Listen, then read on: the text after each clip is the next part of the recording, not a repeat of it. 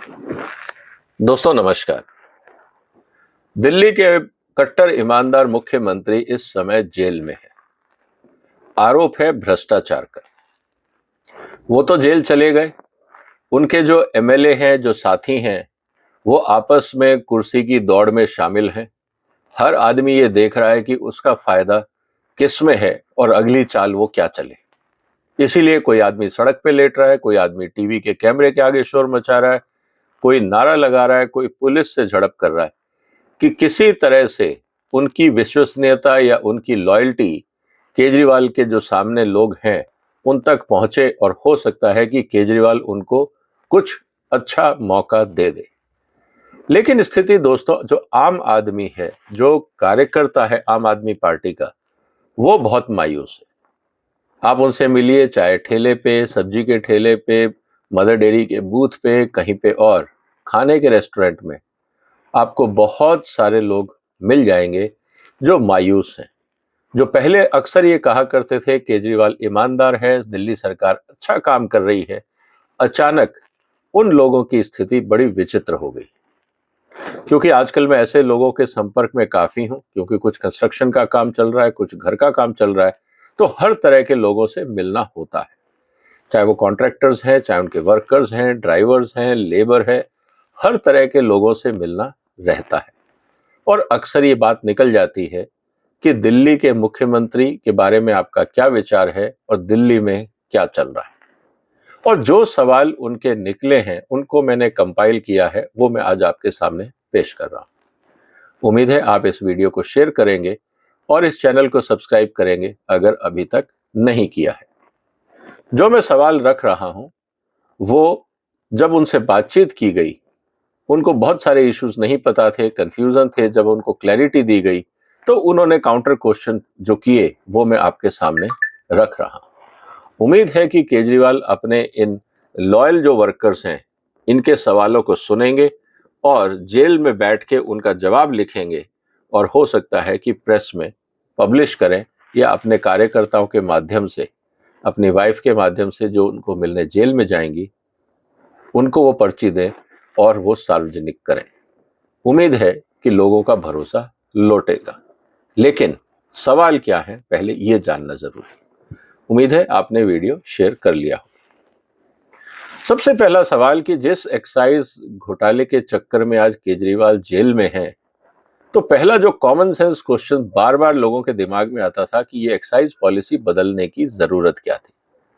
ये केजरीवाल को किसने सुझाया था कि आप एक्साइज पॉलिसी बदलें? क्या ये मोदी ने कहा था या किसी और ने कहा था कि आप दिल्ली की एक्साइज पॉलिसी बदलें? और अगर मोदी ने नहीं कहा था तो फिर किसने सजेस्ट किया था, किसने फंसवाया केजरीवाल को? सवाल जनता के दिमाग में ये है। दूसरा सवाल ये है कि ये जो पॉलिसी बदली, क्या इसमें इन्होंने बड़े लोगों से राय नहीं ली? तो जब हमने कहा कि इन्होंने न्यायाधीशों से राय ली, एक्सपर्ट से राय ली, लेकिन नहीं मानी, तो लोगों का सवाल यही था कि आपने न्यायाधीशों से जो उन्होंने सुझाव दिए, आपने उनको क्यों नहीं माने? क्या सोच के आपने सुप्रीम कोर्ट के जजेस के सुझावों को इग्नोर किया? तीसरा सवाल उसी से संबंधित था कि जो आपने एक्सपर्ट कमेटी बनाई थी अपने अधिकारियों की, उन्होंने जो सुझाव दिए थे आपने उनको भी नहीं माना, अधिकारियों की भी नहीं मानी, जजेस की भी नहीं मानी।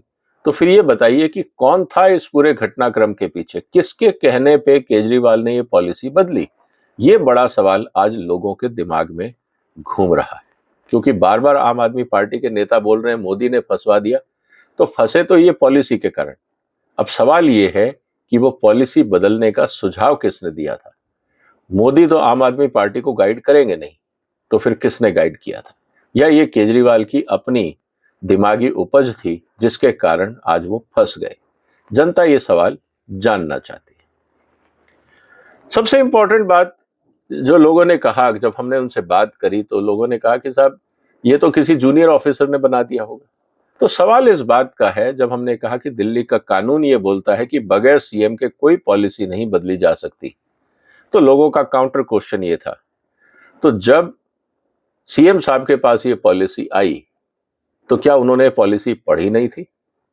और अगर पढ़ी थी तो क्या उनको समझ में नहीं आया कि इसमें गलती क्या है? ये तो पढ़े लिखे चीफ मिनिस्टर हैं।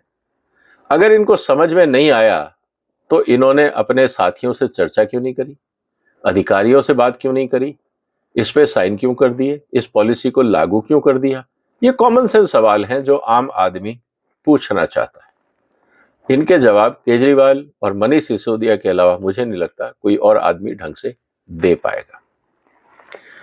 इसके अलावा जो इंपॉर्टेंट सवाल था कि भाई ये जो पॉलिसी बनी है तो मनीष सिसोदिया के डिपार्टमेंट का काम था, लेकिन मनीष सिसोदिया केजरीवाल को रिपोर्ट कर रहा था, तो क्या मनीष सिसोदिया बगैर केजरीवाल को बताए पॉलिसी बना रहा था?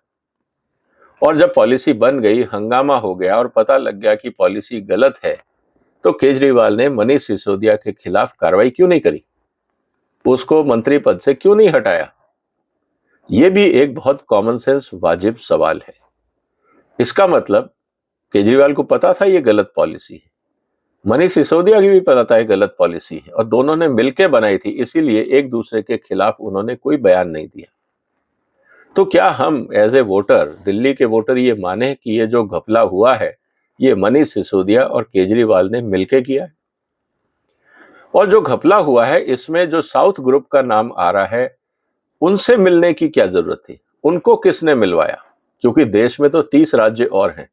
ये सारा का सारा घपला जो है वो हैदराबाद से जुड़ा हुआ दिख रहा है, और वहां के मुख्यमंत्री की बेटी का रोल इसमें है। तो सवाल जनता का ये है कि आपको साउथ ग्रुप और वहां के मुख्यमंत्री की बेटी से मिलकर ये घपला करने की क्या जरूरत थी? इसका क्या जवाब है? ये लोगों को समझ में नहीं आ रहा कि आपको घपला करना है, करप्शन होना है तो कई तरीके हैं, लेकिन इस तरह से कार्टेल बना के, वो भी एक खास शहर के लोगों के साथ मिलकर, ऐसा नहीं है कि देश भर से कई लोग आए थे। हैदराबाद बेस्ड ज्यादातर कंपनियां, साउथ ग्रुप जिनको बोला जा रहा है, और दिल्ली के अंदर ये घपला। सवाल इस बात का है कि ये सब करने की जरूरत क्या थी? केजरीवाल का साउथ ग्रुप से संपर्क कैसे हुआ? ये जनता का सवाल है। कौन था जिसने साउथ ग्रुप को केजरीवाल से मिलवाया? वो आदमी कौन था? उसका क्या वेस्टेड इंटरेस्ट था केजरीवाल को? ये भी अब जनता के सामने रखना चाहिए। कहीं ऐसा तो नहीं है कि जो आंध्र प्रदेश में विपक्षी दल की सरकार है उसने केजरीवाल को फंसाया हो? क्या वो मोदी के कहने पे फंसाया है या कांग्रेस के कहने पे फंसाया है? अब ये तो केजरीवाल ही बता पाए। तो जनता का सवाल ये है कि आपको साउथ ग्रुप के साथ किसने मिलवाया और क्यों आपको वहां तक जाके, हैदराबाद जाके सब करना पड़ा? इसके अलावा जो बात सामने आ रही बार बार वो ये कि मनीष सिसोदिया को जब ये पता था, आप तो सब पढ़े लिखे मुख्यमंत्री और उप मुख्यमंत्री थे, जब आपको ये घपला पता लगा तो आपने क्या कार्रवाई करी? क्या आपने इसको रोकने का कोई प्रयास किया? कोई ऐसा पॉलिसी नोट, कोई चिट्ठी, कोई डॉक्यूमेंट, कोई मीटिंग के मिनट्स, कुछ ऐसा है जिससे ये पता लगे कि आपको जैसे ही पता लगा कि इसमें घपला है, आपने इस पॉलिसी को तुरंत वापस ले लिया? क्योंकि आपने तो पॉलिसी ली जब सीबीआई की इन्वेस्टिगेशन जारी हुई, उससे पहले 8-10 महीने जब तक ये पॉलिसी जारी रही, तब तक क्या किसी को पता नहीं लगा कि इसमें घपला हो रहा है? सवाल इस बात का है कि इस पूरे मुद्दे पे किसने केजरीवाल को गुमराह किया, या ये सब केजरीवाल की मनमर्जी से हुआ? ये सवाल भी जनता के दिमाग में चल रहा है। एक बड़ी इंटरेस्टिंग बात जो लोगों ने पूछा कि साहब इतने बड़े बड़े महंगे वकील, केजरीवाल और मनीष सिसोदिया, संजय सिंह, जैन, सब ने बड़े बड़े महंगे वकील रखे हुए हैं, इनका पैसा कौन दे रहा है? क्या जनता पैसा दे रही है या ये लोग अपनी जेब से दे रहे हैं? और अगर ये लोग अपनी जेब से दे रहे हैं तो इतना पैसा इनके पास आया कहां से? क्योंकि ये तो अपने आप को कट्टर ईमानदार और आम आदमी बोलते थे, डबल बेडरूम फ्लैट में रहते थे, लेकिन इतना पैसा कि बड़े बड़े वकील हायर कर लिए जाए, ये पैसा कहां से आया? ये बड़े वकीलों का खर्चा कौन उठा रहा है? जनता उठा रही है या केजरीवाल और इनके मंत्रिमंडल के साथी दोस्त वो उठा रहे हैं? जनता ये भी आज जानना चाह रही है। इसके अलावा जो बड़ी इंटरेस्टिंग बात ये थी कि जब ये कहा जा रहा है बार बार कि ये केस फर्जी है, तो एक सवाल जो जनता के मन में आया कि जब ये केस फर्जी है तो ये बड़े बड़े वकील कोर्ट में दलील देके जमानत क्यों नहीं दिलवा पा रहे? अगर फर्जी केस है ईडी के पास कोई साक्ष्य नहीं है, सीबीआई के पास कोई एविडेंस नहीं है, तो इतने बड़े वकील, इतने महंगे वकील भी बेल नहीं दिला पा रहे और किसी भी कोर्ट में नहीं दिला पा रहे। तो इसका क्या मतलब है? क्या वकील मिले हुए हैं, या वकीलों ने अच्छा काम नहीं किया, या ईडी और सीबीआई के पास ऐसे तथ्य हैं, ऐसे एविडेंस हैं, ऐसे साक्ष्य हैं जिनको इनके वकील काट नहीं पा रहे और जजेस को यह बात समझ में आ रही है कि बहुत बड़ा घपला हुआ है, इसलिए वो बेल नहीं दे रहे। सच्चाई क्या है? क्या केजरीवाल साहब इस बात पे रोशनी डालेंगे कि बेल क्यों नहीं मिल रहा? क्योंकि आप बार बार ये कह रहे हैं मोदी फंसवा रहा है, तो क्या कहने का मतलब ये है कि भारत की जितनी न्याय व्यवस्था है वो सब मोदी के इशारे पे काम कर रही है? सुप्रीम कोर्ट के जजेस मोदी के इशारे पे काम कर रहे हैं? क्या केजरीवाल और आम आदमी पार्टी के नेता ये बोल रहे हैं? जनता परेशान है ये जानने के लिए कि अगर कुछ भी नहीं हुआ है, घपला नहीं हुआ है, तो फिर कोर्ट बेल क्यों नहीं दे रहे हैं? सवाल इस बात को लेके काफी परेशान कर रहा है लोगों को। इसके बाद जो बात सामने आई है, क्योंकि जिस एरिया में मैं हूं वहां पे लोगों ने वाइस जो डिप्टी चीफ मिनिस्टर थे उनकी कुछ प्रॉपर्टीज अटैच हुई हैं। आप प्रॉपर्टी डीलरों से मिलिए, आप बताएंगे कि किस तरह से ट्रांजैक्शन हुए। वो प्रॉपर्टीज को ईडी ने अब अटैच कर दिया है। पहले मनीष सिसोदिया किराए के मकान पे रहते थे, लेकिन सत्ता में आने के बाद शायद उन्होंने 2 या 3 या शायद 4 प्रॉपर्टीज इस क्षेत्र में खरीदी हैं। तो प्रॉपर्टी डीलर्स और बाकी आम आदमी, दुकानदार भी ये बात कर रहा है कि अचानक मनीष सिसोदिया के पास इतना पैसा कहां से आ गया? अब वो प्रॉपर्टीज अटैच क्यों हुई? ये फंडिंग किसने करी? ये सवाल भी अपने आप में बहुत बड़ा है। क्या मनीष सिसोदिया और केजरीवाल ये बता पाएंगे कि जितना पैसा पार्टी के नाम पे इकट्ठा हुआ, क्या वो सारा चुनाव में लगा? और इन लोगों के पास जो पर्सनल प्रॉपर्टी बन रही है, इसका खर्चा कौन दे रहा है? क्योंकि चीफ मिनिस्टर और एमएलए की तो इतनी तनख्वाह होती नहीं कि आप जाके प्रॉपर्टीज खरीद लें, वो भी करोड़ों में। तो जनता ये पूछना चाह रही है कि जैसे ही सत्ता में आए, आपके पास प्रॉपर्टीज कैसे बनने लग गई? और फिर ईडी ने ये प्रॉपर्टीज अटैच क्यों करी अगर वो आपसे संबंधित नहीं थी? तो कहीं ना कहीं वो मनी ट्रेल दिखता है। इसका क्या जवाब है? तो ये जवाब भी जनता देना चाहती है। सबसे इंपॉर्टेंट बात यह है कि आप तो चले गए जेल, अब पार्टी कौन संभालेगा? Common sense question. कार्यकर्ता ही बोल रहा है कि साहब मैं पार्टी किससे बात करूं? क्योंकि आम आदमी पार्टी के कार्यकर्ता काफी मेहनत करते हैं क्षेत्रों में, मेरे पास भी आते हैं, अच्छे दोस्त भी हैं, बातें भी होती हैं, हर तरह की बात होती है। आजकल वो नदारत है, मैं समझ सकता हूं। जब आप उनको फोन करो, उनको बाजार में मिल जाओ, सड़क पे मिल जाओ, तो जो पहले कॉन्फिडेंस था कहीं ना कहीं उनके कंधे झुके हुए हैं। और इस सब के लिए जिम्मेवार है केजरीवाल और उनका मंत्रिमंडल, उनके दोस्त, चाहे सिसोदिया हो, जैन हो, सिंह हो, ये सब लोग जो इस समय जेल में हैं। इन सब ने मिलकर आम आदमी जो कार्यकर्ता है उसको शर्मसार किया है। तो लोग ये जानना चाह रहे हैं कि अब आप तो जेल चले गए, पार्टी कौन चलाएगा? क्या हमें बार बार ये जाके जनता के बीच में, दोस्तों के बीच में बोलना पड़ेगा कि हमारा पार्टी का मुखिया जेल में है और वो जेल से पार्टी चलाएगा? क्या ये हमें शोभा देगा समाज में बार बार ये बात कहना? क्योंकि लोग तो हमारी टांग खींचेंगे। इसी तरह से अब दिल्ली का मुख्यमंत्री कौन होगा? अब केजरीवाल कह रहे हैं कि हम जेल से सरकार चलाएंगे, तो क्या ये उचित होगा? आम आदमी ये पूछ रहा है आज कि केजरीवाल ने क्या कोई नंबर 2, नंबर 3 लाइन तैयार नहीं करी कि उनकी अनुपस्थिति में राज्य सरकार और पार्टी कोई सक्षम लोग चला सके? एक सवाल और जो बार बार निकल के आता है जब लोग आपस में बैठे होते हैं, चाय की दुकान पे, ठेले पे, सब्जी के ठेले के पास, तब ये बात आती है कि भाई अपनी बीवी को बना देंगे। तो लोग ये कहते हैं कि आप तो यही कह रहे थे कि वंशवाद उचित नहीं है।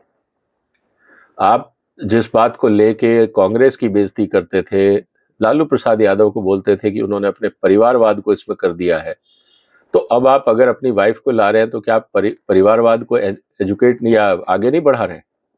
आपकी आइडियोलॉजी क्या रह गई? ये सवाल भी आपके कार्यकर्ताओं के लिए मुश्किल होता जा रहा है। और जो एक और आखिर में जो सवाल निकल के आता है बार बार, वो ये निकल के आता है कि जब सारे बड़े लोग अप्रूवर बन रहे हैं, मतलब सरकारी गवाह बनते जा रहे हैं, ये लोगों का एक बड़ा इंटरेस्टिंग आर्ग्यूमेंट था तो केजरीवाल और सारे लोग खुद ही गवाह बन जाएं, सच्चाई बता दें, तो कम से कम जो 10 साल या 5 साल की सजा है वो शायद कम हो जाएगी। अपने आप हार आ जाएंगे, फिर चुनाव लड़ लें। तो क्या ये आम आदमी के पार्टी के नेता, क्योंकि साउथ लॉबी तो सारी अप्रूवर बन चुकी है, सरकारी गवाह बन चुके हैं, क्या आम आदमी के नेता भी सरकारी गवाह बनेंगे? इस पे केजरीवाल और उनका मंत्रिमंडल विचार करेगा, जो इस समय पूरा जेल में है। क्या वो जेल में बैठ के इस पे मंत्रणा कर सकते हैं? दोस्तों, सवाल इस बात का है कि आम आदमी के सवाल बहुत लॉजिकल हैं, कॉमन सेंस ओरिएंटेड हैं। मेरा निवेदन है कि आम आदमी के पार्टी के नेता इस बात को सीरियसली लें, क्योंकि इससे उनके कैडर का मॉरल बहुत तेजी से डाउन हो रहा है। और अभी तो 5-6 दिन और हैं ईडी की कस्टडी में, बहुत सारी बातें सामने निकल के आएंगी। मुझे लगता है कि ईडी के पास सारे साक्ष्य होंगे, और जब वो सारी चीजें चार्जशीट में, कोर्ट के अंदर आएंगी और फिर पब्लिक में आएंगी, मुझे लगता है कि आम आदमी का जो कार्यकर्ता है वो बहुत तेजी से टूटेगा, डिमोरलाइज होगा। अगर केजरीवाल को पार्टी को बचाना है, अपनी इज्जत बचानी है, तो जो आम आदमी के सवाल हैं जो मैंने आपके सामने रखे, क्या केजरीवाल उन पे जवाब देंगे? और अगर आपने ये वीडियो अभी तक शेयर नहीं किया है तो जरूर करिए। अपने आम आदमी पार्टी के जो साथी लोग हैं उनको जरूर शेयर करिए, और उनसे कहिए कि ये मैसेज केजरीवाल तक पहुंचाएं। इसका एक सिस्टमैटिक जवाब मिल जाए तो शायद आम आदमी को कुछ राहत मिलेगी कि आने वाले दिनों में क्या होने वाला है। वरना ईडी और कानून तो अपनी कार्रवाई करेगा, जैसे बाकी लोग कई महीनों से, सालों से जेल में हैं। कहीं ऐसा ना हो कि केजरीवाल भी उन्हीं की तरह जेल में रातें काटे। अब देखना है क्या केजरीवाल साहब अपने पार्टी के कार्यकर्ताओं को जवाब दे पाएंगे, या ये जवाब टाल जाएंगे और फिर सिर्फ पॉलिटिकल स्कोरिंग करेंगे कि मोदी ने फंसवा दिया, हमारी कोई गलती नहीं थी। ये तो वक्त बताएगा दोस्तों। फिलहाल इस वीडियो को शेयर करिए, इस चैनल को सब्सक्राइब करिए अगर अभी तक नहीं किया है तो। फिर मुलाकात होगी एक और महत्वपूर्ण टॉपिक पे। तब तक अपना ध्यान रखिएगा। वंदे मातरम।